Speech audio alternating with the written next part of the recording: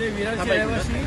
नमस्कार, जय महाराष्ट्र. मी जय जैतापकर. माझ्यासोबत आहेत पांडुरंग लोखंडे आणि सर्व आमची मनसेची टीम. आता मी आहे जकात नाक्याला. आता वाजले संध्याकाळचे 5:30 वाजलेत. सकाळी 8 वाजल्यापासून आमची मनसेची टीम सगळी येते, मदत करतात लोकांना. माझ्यासोबत पोलीस पण आहेत, तुम्ही बघू शकता. पोलीस आहेत इथे.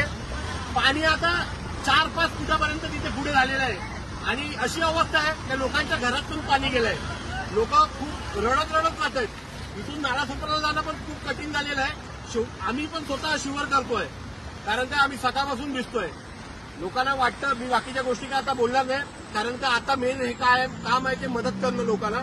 ती महाराष्ट्र नवनिर्माण सेना करते आणि आम्ही करत राहणार.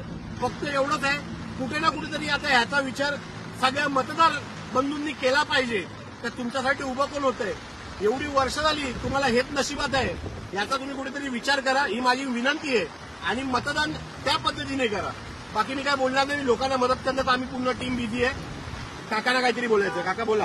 सर्वप्रथम मनसेचे सर्व पदाधिकाऱ्यांचे खूप खूप आभार व्यक्त एक करतो. ताईंचा हात पकड. आणि या विस्कळीत परिस्थितीमध्ये एक सर्वच पार्टी लेवल गेली इथं तिथं, पण माणुसकी खात्यात जे सकाळपासून उभे राहून लोकांना कॉपरेट करतात त्याबद्दल मी विरार माणुसकी खात्यात हे बघा, तुम्हाला दाखवू शकतो. अभिनंदन. हे बघा, आमचे सहकारी कशी मदत करतात.